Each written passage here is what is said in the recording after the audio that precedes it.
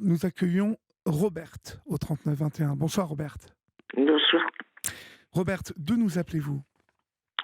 Du sud-ouest. Du sud-ouest.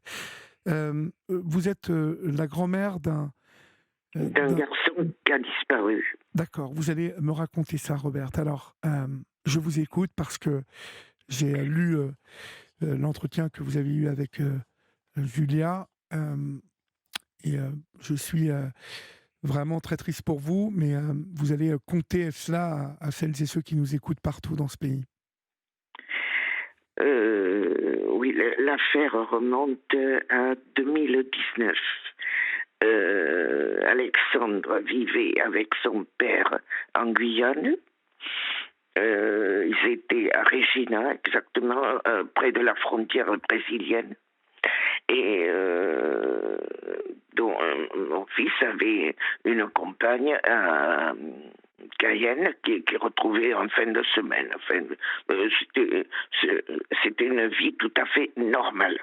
Mhm. Et malheureusement, au mois de janvier 2019, mon fils a rencontré une personne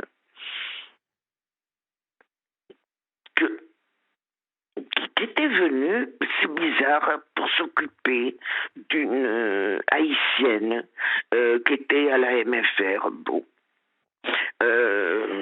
On n'a pas trop su exactement ce que c'était que cette personne. D'ailleurs, personne. J'ai pas pu arriver à savoir qui c'était. Bon, toujours Elle, est-il elle que vient, elle vient alors à la MFR. elle venait de métropole. D'accord. Et donc elle vient dans ce lycée agricole, hein, qui est la Oui, MFR, la MFR, pour s'occuper de qui? d'une soi-disant d'une élève qui arrivait de Haïti. D'accord, pour Parce qu'il y a accompagner. oui, parce qu'il y a des réfugiés d'Haïti qui viennent en Guyane. Ça, il D'accord, faut le préciser aussi. d'accord. Bon, donc, et mon fils s'est laissé embobiner, disons, par cette femme. Alors, il tombe Pour, amoureux de cette femme ou de pas? cette femme, bon, Il tombe amoureux, on est d'accord. oui, oui. D'accord. Oui, disons que je ne veux pas critiquer, mais enfin, il a un cœur d'artichaut, faut dire. Bon. Quelque temps après, au mois de mars, pendant les vacances de printemps, Oui. et ils sont venus, mais ils sont venus sans Alexandre. Sans Ils sont venus Alexandre. que tous les deux. D'accord. Je lui ai fait le reproche que Alexandre n'avait que 17 ans, ne devait pas rester quand même tout seul une semaine en Guyane, que ce n'était pas très raisonnable. Très prudent surtout. Très prudent, parce que il faut dire que la Guyane, c'est pas Ah, le... c'est chaud la Guyane. Bon, enfin, là, du côté de Regina, encore, ça peut passer. Non, mais quand je dis Euh, c'est chaud, c'est-à-dire qu'un enfant de 17 ans qui reste tout seul, sans surveillance, là-bas, même s'il est du côté de Regina, vous savez très bien il va pouvoir avoir envie de sortir, hein, de pouvoir un peu se balader, d'aller avec des copains, des copines. Et les distractions là-bas euh, font que vous pouvez être vite amené à fréquenter des endroits où, bon, où c'est un peu chaud. Oui, mais tout à fait. Tout à fait. C'est pour ça que je lui avais dit que c'est pas raisonnable de l'avoir laissé. Bon, m'a expliqué qu'il ne risquait rien. Bon, mais puisqu'il ne risquait rien, tant mieux. Et à partir quand ils sont venus ici, tous les deux, dont cette personne et mon fils, ils ont été très désagréables avec mon mari et moi. Euh, Votre fils c'est sa compagne. et sa compagne, ils ont été vraiment désagréables. Et puis, c'était toujours parler d'argent. Bon, chez nous, bon, on travaille, maintenant on est à la retraite, l'argent on en a eu, on n'en a pas eu, puis c'est tout, c'est une vie, quoi. Mais là, moi, et elle, vraiment, mais moi j'ai de l'argent, mais moi j'ai fréquenté des gens qui en avaient, qui sont pas venus me le dire, parce que j'avais un commerce au Cap Ferré, et je préfère vous dire que les gens qui venaient dans le magasin ne venaient pas me dire qu'ils avaient de l'argent. Ah, Bon, vous étiez au Cap Ferret? oui, donc, alors j'ai On a connu on a dû se maman, connaître, on a dû se connaître, Robert. peut-être parce que je connaissais très bien Julien Courbet. D'accord. Euh, Je peux vous C'était demander je peux vous demander quel type de commerce c'était? oh, c'était un commerce, on vendait de tout. D'accord, bah, je crois savoir même qui vous êtes. Oui, oh, oh, Parce que j'ai passé mon adolescence, mon enfance, mon adolescence et le début de mes années de jeune adulte, c'est-à-dire jusqu'à 23 ans à peu près, j'allais en vacances au Cap Ferret, surfer depuis que je suis tout petit avec la famille euh, Barterotte, que vous devez connaître aussi. oui, Bon, oui, qui voilà, était donc tout à fait je à la connais bien pointe. tout ce coin-là. Oui, oui, donc, Charmant coin d'ailleurs, oui, mais pas qui a l'hiver. changé un peu, Oui, mais ça a beaucoup changé, beaucoup. d'une part, et puis d'autre part, pas l'hiver. L'hiver, c'est mortel. Oui, Donc, l'hiver, oui, donc, c'est vide.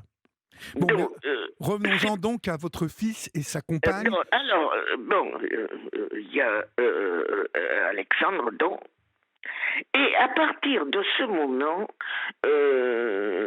j'avais des rapports très suivis avec Alexandre par téléphone, parce qu'étant donné qu'il venait qu'une fois par an aux vacances, donc on avait des rapports très suivis au téléphone, on s'appelait 2 ou 3 fois dans la semaine, il me racontait ce qu'il faisait, tout ça, bon.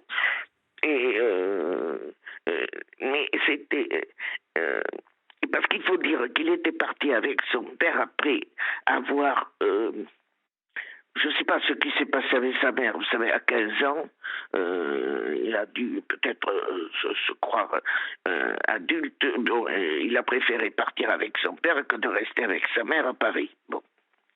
C'était son choix. Donc il a pris l'avion tout seul. Il est parti là-bas. Donc, tout se passait bien jusqu'à ce qu'il rencontre cette femme. Parce qu'à partir de là, je ne pouvais, pour ainsi dire, plus la voir au téléphone. Il était toujours occupé. Bon. Et les vacances sont arrivées. Comme tous les ans, il devait venir au mois de juillet. Au mois de juillet, début juillet, on a un coup de téléphone de notre fils de nous disant qu'il se trouvait au Sable d'Olonne, que la voiture de location était en panne et qu'ils arrivaient. D'accord. On a attendu vers le 20 août, étant donné que personne n'est venu et que le téléphone était coupé, on ne pouvait pas avoir de communication. J'ai téléphoné à Regina pour savoir ce qui s'était passé. Oui, oui. On était très très inquiets. Parce que je ne sais pas si vous vous rendez compte. Il nous dit qu'il arrive et 1 mois et demi après, il n'y a personne. C'est affreux de passer une période comme ça. Donc, je téléphone à Regina et à Regina, j'apprends qu'il a fait une rupture de contrat. Je ne sais pas comment ça s'appelle. Oui, une rupture conventionnelle. Une rupture conventionnelle et qui rentrait à métropole. Et qu'il est rentré en métropole sans vous en avoir informé? Oui. Mais il vous avait habitué à être un peu cyclotimique comme ça, votre fils? Non, non, pas du tout. Pas Jamais. du tout. Depuis Pas du depuis tout. donc qu'il est avec cette femme, il a Oui, radicalement alors, changé. bon, alors, mais où ils sont? Alors, on a déposé plainte auprès du procureur de la République de Versailles, étant donné que le gosse dépendait par sa mère de Versailles. Oui. On a déposé plainte auprès du procureur de notre région à nous. Et finalement, un jour, vers le 20 octobre, je fais le numéro du portable d'Alexandre. Je tombe sur lui. Mais je lui dis, mais enfin, mais où vous êtes? Mais il m'a dit, mamie, mais on est à Marvejols. Puis je lui dis, où c'est ça? Il me dit, à Lozère.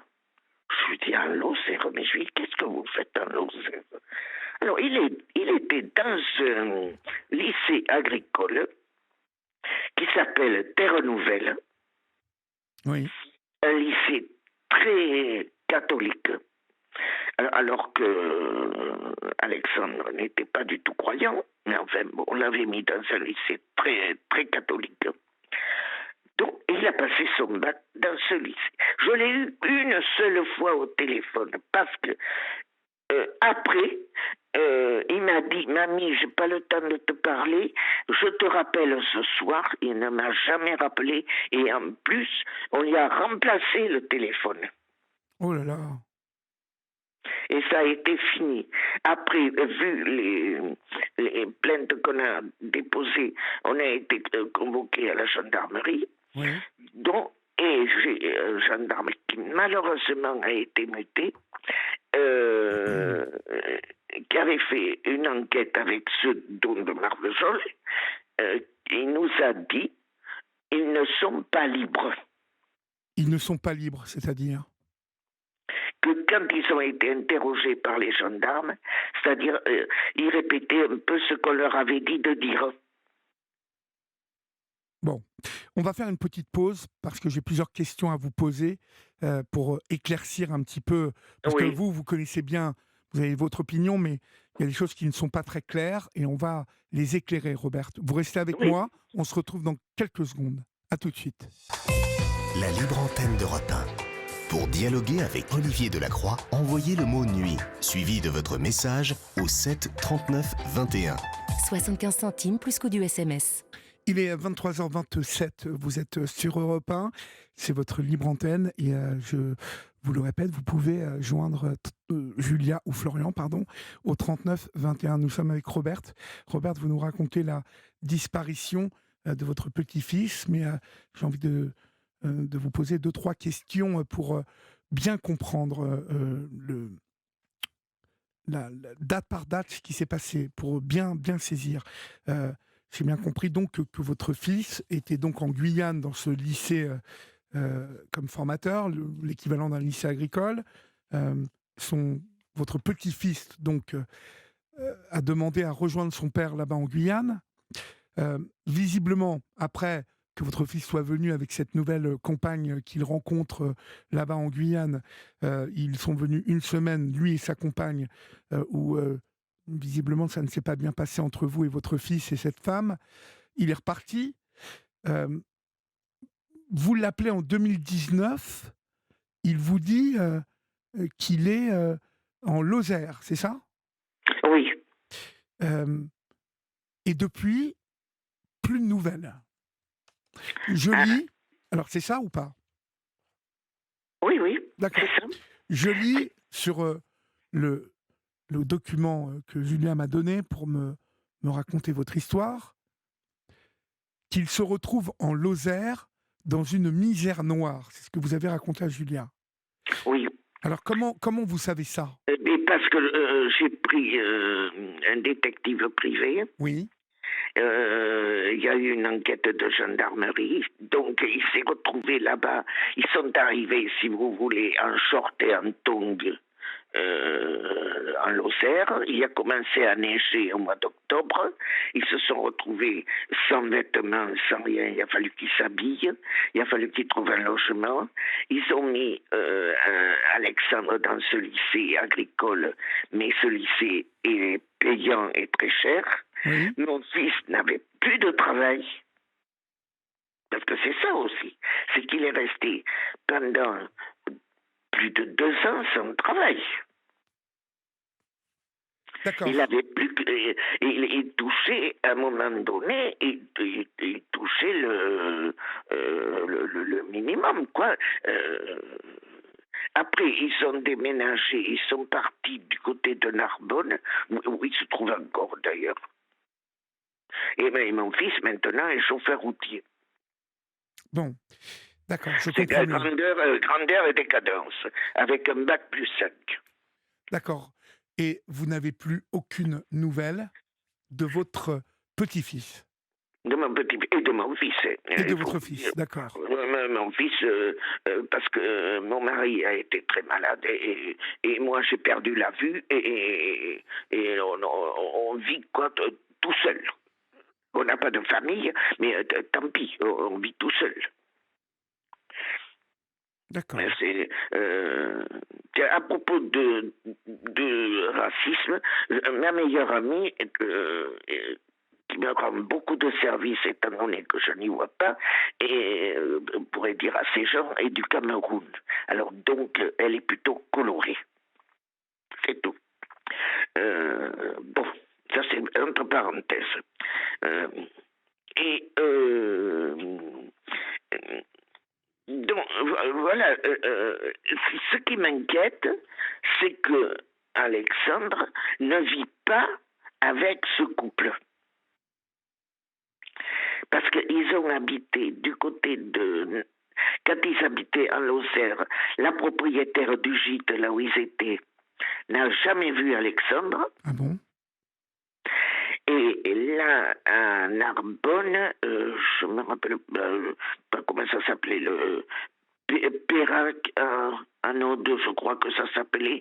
J'avais téléphoné à la mairie, et il m'avait dit, du village de 1500 ou 1800 habitants, il m'avait dit qu'ils n'avaient jamais vu Alexandre. Et là où ils sont maintenant, à la mairie, c'est pareil, on a dit, on n'a jamais vu ce garçon. Quel âge a-t-il, Alexandre, maintenant? Et maintenant, il a 20 ans. 20 ans. Est-ce qu'il a donné des nouvelles à sa maman? Non. Aucune. Aucune, mais la maman, on ne cherche pas. Ah bon, okay. Oui, ça c'est une autre histoire que je ne veux pas parler. D'accord, très bien. Ah ben alors on n'en parle pas. Non. Non. C'est pas la peine. Non, mais je vous écoute, moi. Non, mais moi, c'est retrouver Alexandre, parce qu'il doit se trouver quelque part. Je pense qu'il doit être dans la région d'Angers. Parce que la personne avec qui mon fils vit est de cette région.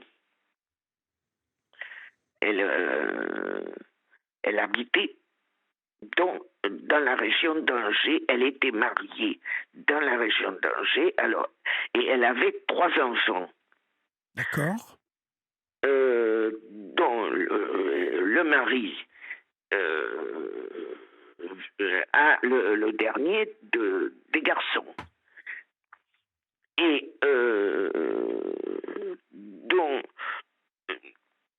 est-ce que Alexandre serait dans cette famille? Je n'en sais rien. Je ne sais même pas comment il s'appelle. Que ferait-il dans cette famille, votre petit-fils? C'est pas sa famille. Mais c'est pas sa famille. Ah oui. Est-ce que votre fils, est-ce que le détective privé que vous avez employé à un moment? Oh oui, j'en ai employé 4. Bon, est-ce qu'il ne vous aurait pas décrit quelque chose qui ressemblait à un milieu sectaire, quelque chose si. pouvant se... Ah, si. Bon, voilà. Si, on arrive là-dedans. D'accord. Alors, dites-moi. Parce que, dernièrement, c'est une histoire à dormir debout, je suis en attente d'une greffe pour la cornée. Bon, d'une greffe de ma cabée, comment me mettre à la place de ma cornée. Oui. Moi, bon, enfin, je me fais pas de... Je prends ça comme ça, si vous voulez. Les misères, j'en ai tellement que je ne fais pas attention à des trucs pareils. Et puis, j'ai un cousin qui était dans la région de Toulouse, qui me téléphone il n'y a pas longtemps, qui est passionné de généalogie. Et pour me faire la greffe de cornée, en parlant comme ça, je lui dis, on m'a fait un test ADN, je lui dis, en cas que, je lui dis comme si j'allais me faire un assassinat par là, je lui dis, en cas, parce qu'on m'a fait remplir un dossier, à plus en finir, et donc, il parle comme ça. Mais vous voyez, un bâton rompu, d'un truc tout à fait, pour moi, tout à fait ordinaire de cette histoire.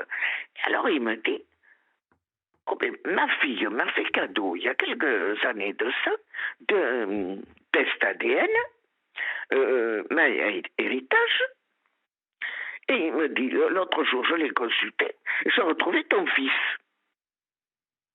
Ah oui? Mais je lui ai dit, mais qui c'est qui a demandé? Bon, alors comme il n'était pas sur son ordinateur, il m'a dit, je te rappellerai. Il me rappelle quelques jours après, puis il me dit que la personne qui a demandé le test ADN de mon fils, c'est la personne avec qui il vit. Ah oui? Alors je lui dis, mais pourquoi? Alors il me dit, oh ben les Mormons font ça, il m'a dit beaucoup. Et alors l'association à laquelle je me suis adressé, pour rechercher Oui, donc oui. Alexandre, je leur en ai parlé et ils m'ont dit, ça sent la secte. Mais Il m'a dit, ouais. ils recherchent comme ça s'il y a de l'argent dans les familles. Ah bon? Alors comme Il y a de l'argent dans cette famille? dans la nôtre, non, mais dans celle d'Alexandre, oui. Alors, Beaucoup. dans celle d'Alexandre, côté maman, donc. Oui, côté maman, beaucoup. Beaucoup, beaucoup ou beaucoup? Beaucoup. D'accord. Beaucoup sont des propriétaires fonciers très importants. D'accord, sur la région du Sud-Ouest. Non, pas du tout. Pas du Pas tout, du d'accord. tout. Non, plutôt le nord et le nord et oui, le nord, quoi. D'accord. Sont des propriétaires terriens, disons. D'accord, d'accord. Des propriétés qui font 300 hectares. Hein. C'est pas les petites C'est pas rien, propriétés c'est pas rien, d'accord. qu'on a ici qui font 20 mètres carrés. Oui, Hein. oui, oui. Non, c'est pas. Alors, est-ce qu'elle recherche ça? Est-ce qu'elle s'imagine peut-être que. Mais enfin, moi je ne sais rien. Pourquoi? Vous savez, ces gens dans ces communautés sont capables de tout. Hein. Ben, oui, je n'avais jamais pensé à ça, mais tout ça se tient, ce que vous dites. Recherche, mais je ne comprends pas, avec l'ADN, en fait, qu'est-ce qu'ils vont chercher l'ADN avec la fortune des familles? Je ne vois pas le lien, en fait. Oui, mais peut-être le lien avec...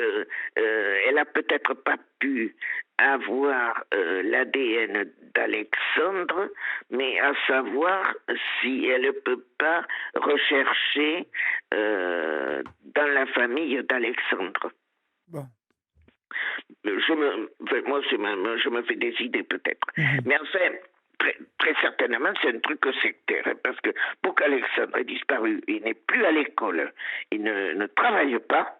Et ce petit, vous aviez quelle relation avec vous? Il vous appelait régulièrement? Il m'appelait très régulièrement et puis on était très liés. Très liés parce que c'est un gosse qui est né avant terme, que je me suis beaucoup occupée. Il était au Cap Ferret avec vous, là, l'été? Oui. Je me suis beaucoup occupée quand il était tout petit. Oui.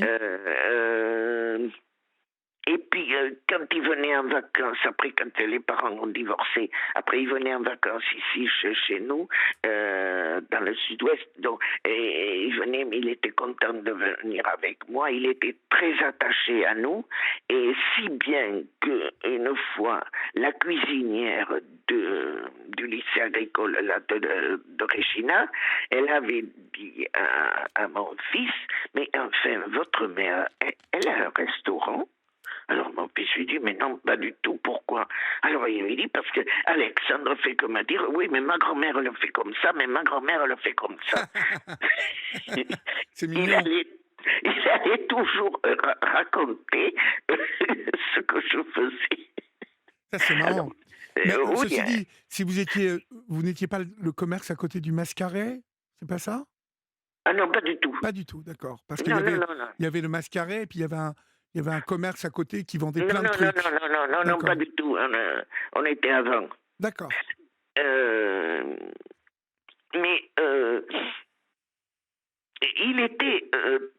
il se liait facilement, parce que quand il venait ici en vacances, bon, il y a, comme dans tous les villages, il y a des clubs de foot, des trucs comme ça qui font des fêtes l'été. Oui.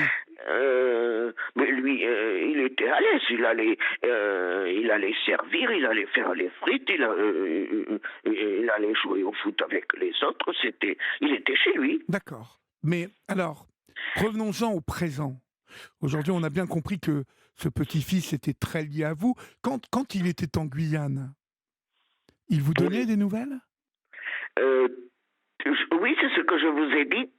Jusqu'à ce que mon fils connaisse cette bonne femme, Oui. il m'appelait 2 et 3 fois par semaine. D'accord. Donc ça veut dire que quand il rencontre cette femme, il n'y a aucun des détectives privés qui a pu vous dire, qui a pu prouver que cette femme, elle était embringuée dans des trucs de secte? Parce que là, Euh, il y a quand même un loup si dans cette histoire.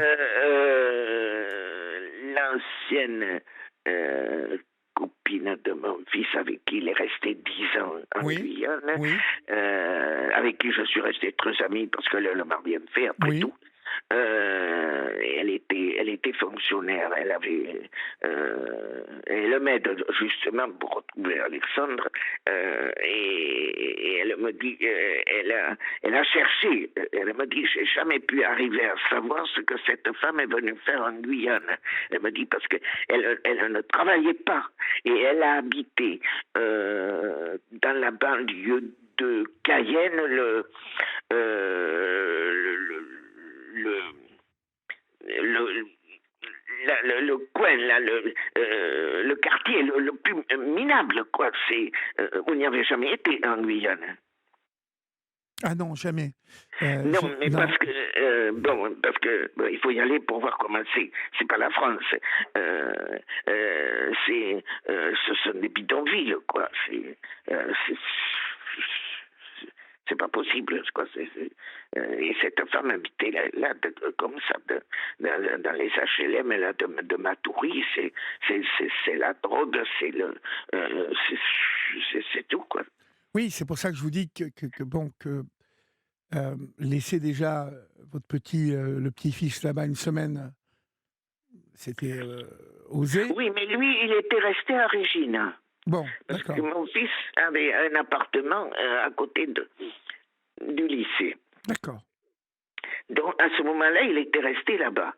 Mais c'est maintenant que je ne sais pas où il est. C'est-à-dire que si vous voulez, si aujourd'hui votre fils, votre petit-fils, a 20 ans, et je suppose que les détectives privés ont cherché partout ça, il n'a pas de compte Instagram, pas de compte Facebook, il existe nulle part, il y a un loup. Ça, c'est clair.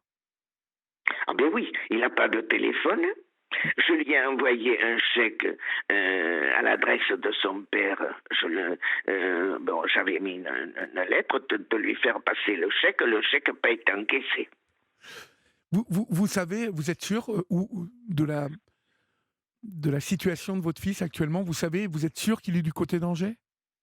Ah non, mon fils n'est pas du côté d'Angers. Mon fils est du côté de Narbonne. D'accord. Est-ce que vous savez où il est?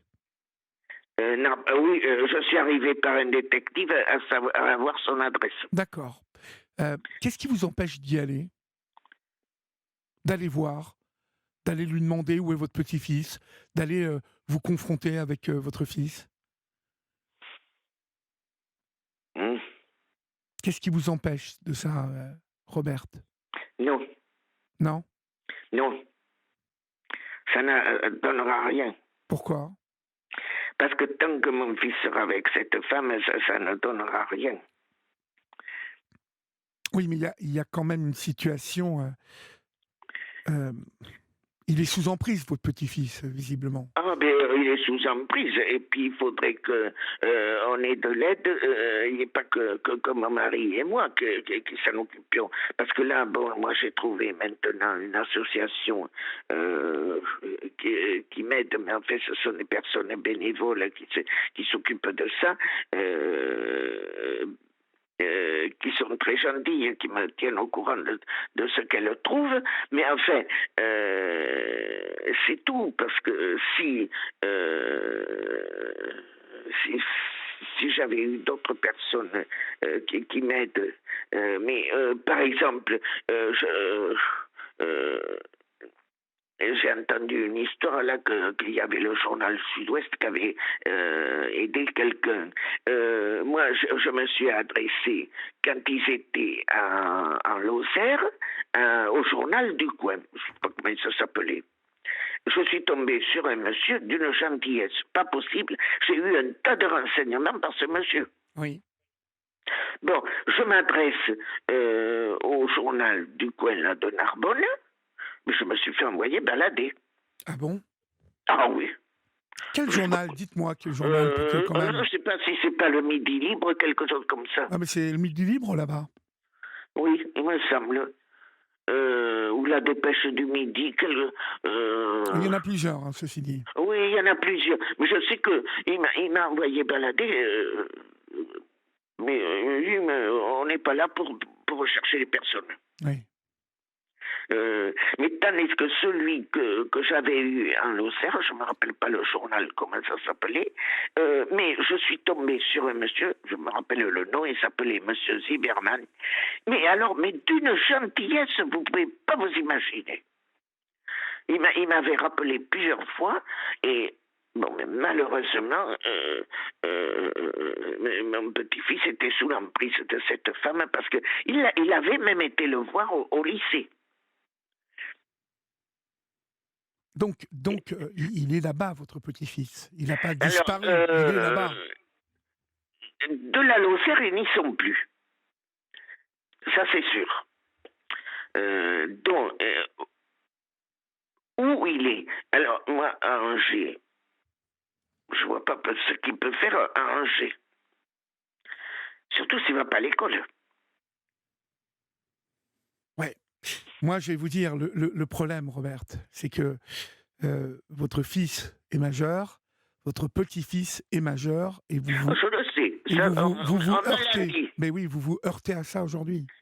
Et vous allez bien avoir du mal, malheureusement, à avoir des réponses si quelqu'un ne va pas là-bas de votre famille pour demander des comptes directement. Vous voyez, parce que aujourd'hui, vous avez quand même un petit-fils qui vous aimait beaucoup, qui était très proche de vous et qui ne vous donne plus de nouvelles.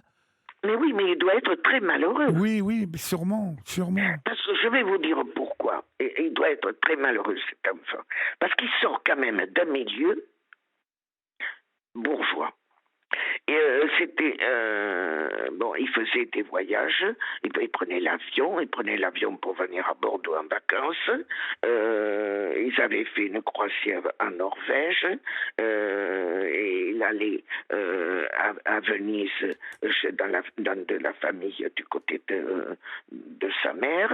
Enfin, c'était une vie vraiment riche qu'il avait. C'était quand les grands-parents, je les connais très bien parce que je les connaissais bien avant que mon fils se marie avec la fille. Ce sont des gens qui ont une certaine situation. Donc mon petit-fils a été élevé dans ce milieu de riches. Oui, mais qu'est-ce qu'on lui a mis dans la tête à ce petit? Et quand vous vous rendez compte, quand il a dû se trouver en Lozère, En guenille. Habillé avec des affaires des vêtements qu'on est allé chercher aux Emmaüs ou comme ça, mais je sais pas moi, mais ce gosse il a dû se demander où il tombait. On ne pouvait pas y écrire au lycée. On ne lui donnait pas les lettres. J'ai essayé de lui écrire. On ne lui donnait pas les lettres. Je lui envoie un colis pour Noël. Le colis m'est revenu refusé.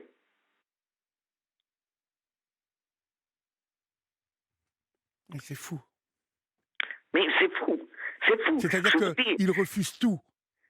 Oui, c'est-à-dire que cette femme, je ne sais pas, parce que ce lycée, je ne sais pas ce que c'est, parce que alors même mon petit-fils qui n'était pas croyant va le fiche dans ce lycée où il y a des croix partout, où il y a la messe, mais lui c'était pas ça.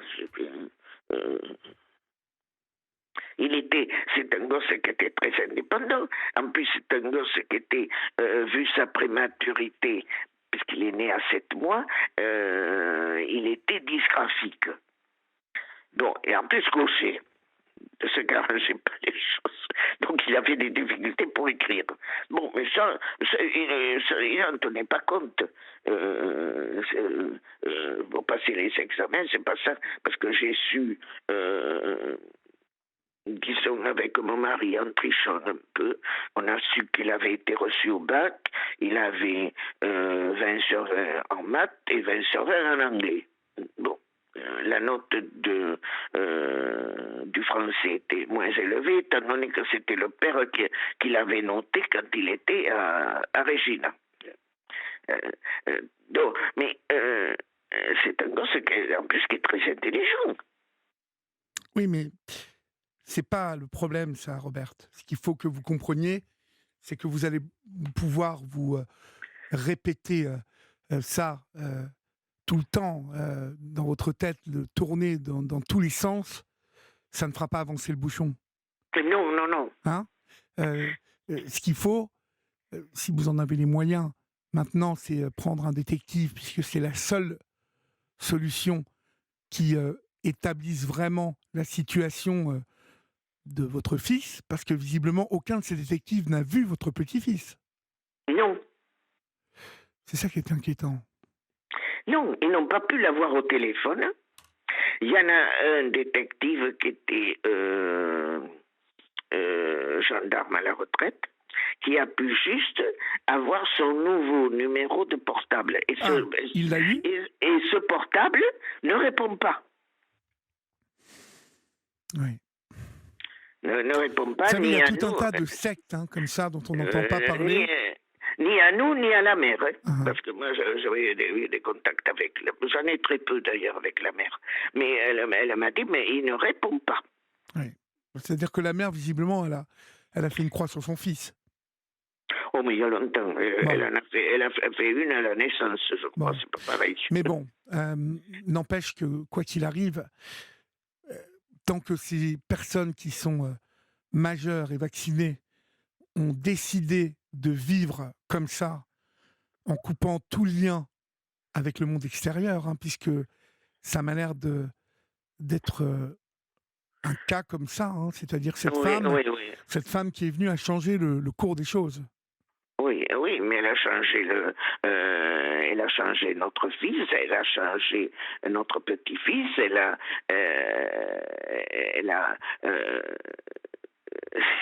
on a très bien compris que... elle les a montés contre vous, ou il y a quelque chose de cet ordre, parce que votre fils... Oui, parce que au début, quand ils sont venus, ils ont essayé de nous faire interner, de nous faire mettre dans une maison de retraite. Mais pourquoi? Mon mari et moi, mais parce qu'on est âgés. Mais ils voulaient vous prendre la maison et tout ça, c'est ça qu'ils avaient... Oui. Ben parce voilà. que j'ai entendu une réflexion à l'étage qu'elle disait à mon fils, on n'aura que la literie à changer.